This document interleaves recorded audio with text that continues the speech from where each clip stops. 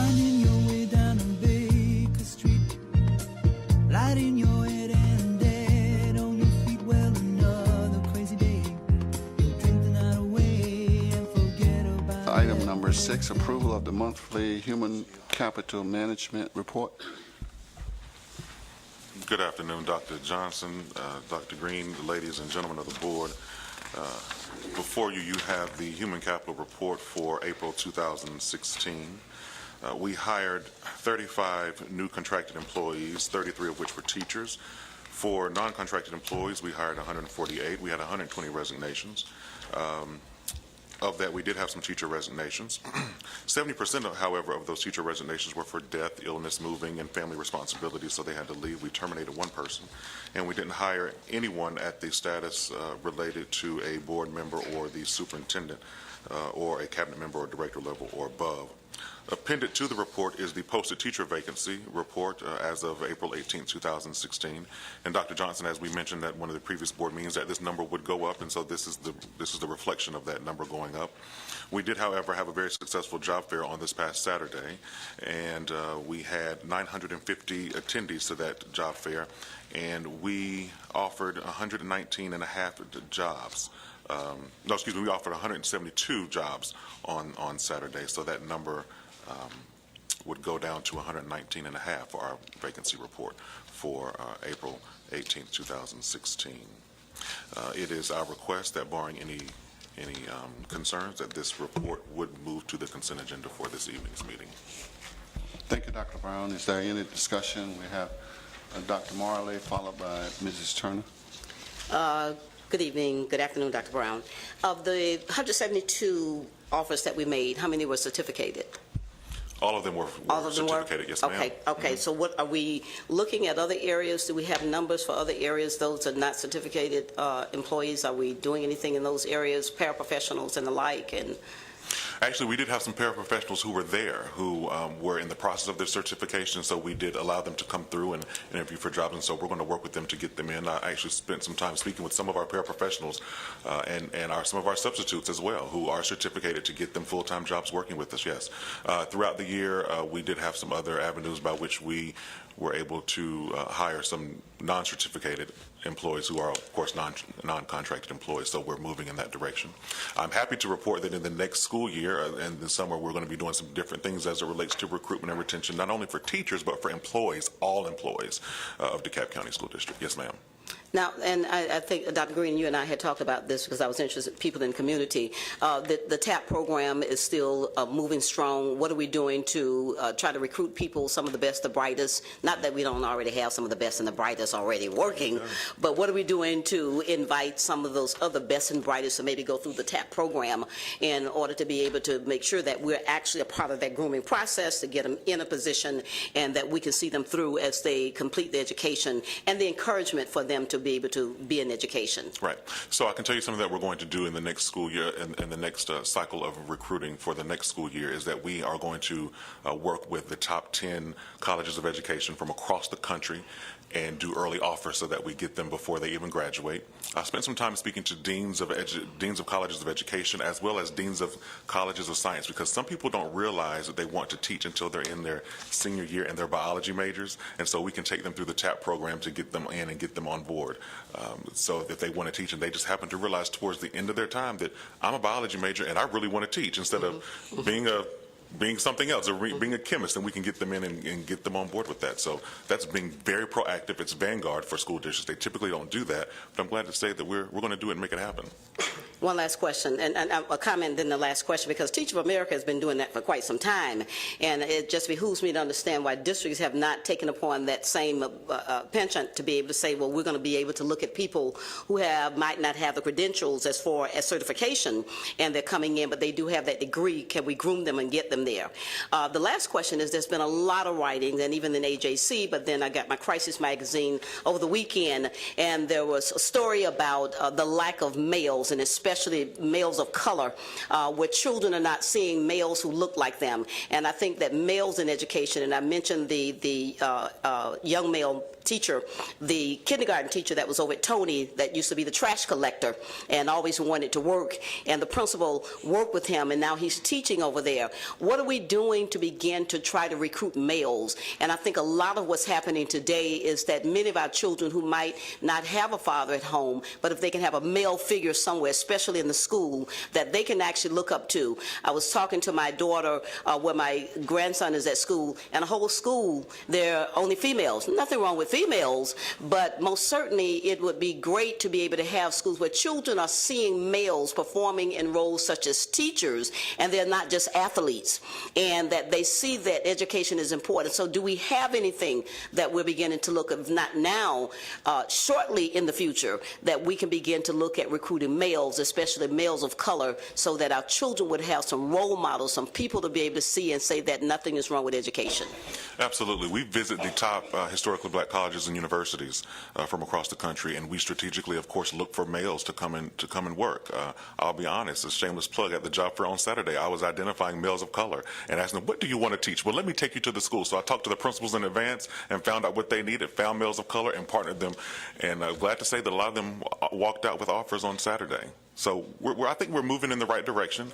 Of course, it's always a moving target, and it's always an uphill battle, but at least we're moving uphill. I'm willing to take the push. It's a start. Absolutely. And we're willing to be behind you. Absolutely. And help you to be. And I also read that crisis article as well. Oh, okay.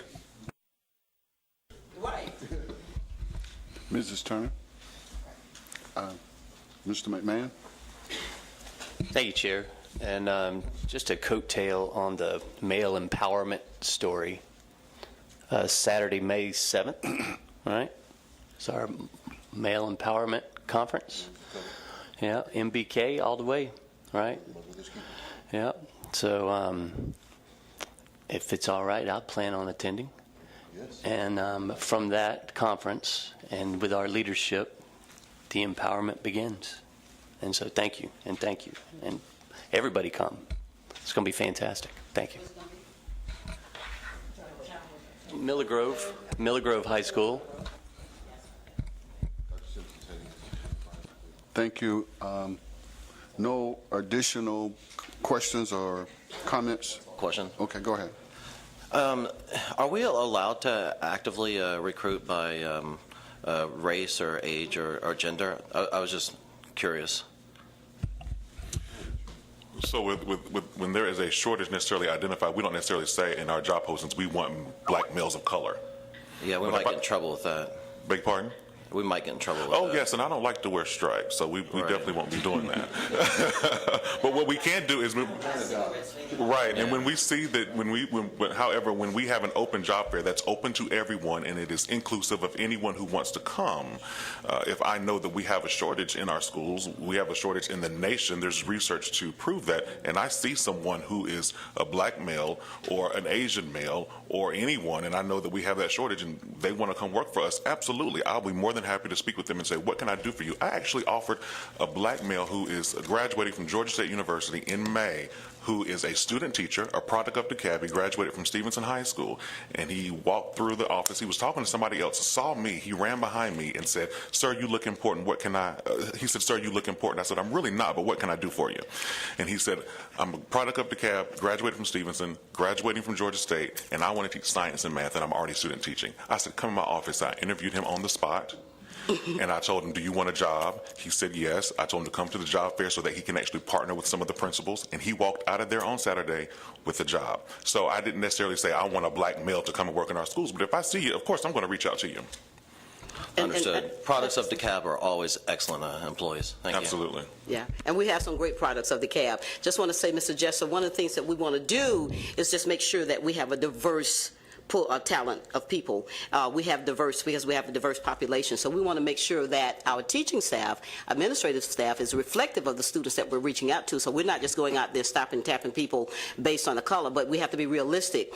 Sometimes some people don't see someone that looks like them, and on many occasions we talk about the achievement rate. It has an emotional, psychological impact on one's growth and development, academically, socially, and otherwise. So to be able to have people that look like them on many occasions organizations. We want to also be careful that we're not being exclusive and not inclusive. And so our efforts to be able to do that and from the Human Resource Department is very, very crucial that we begin to look at that. And that's very important.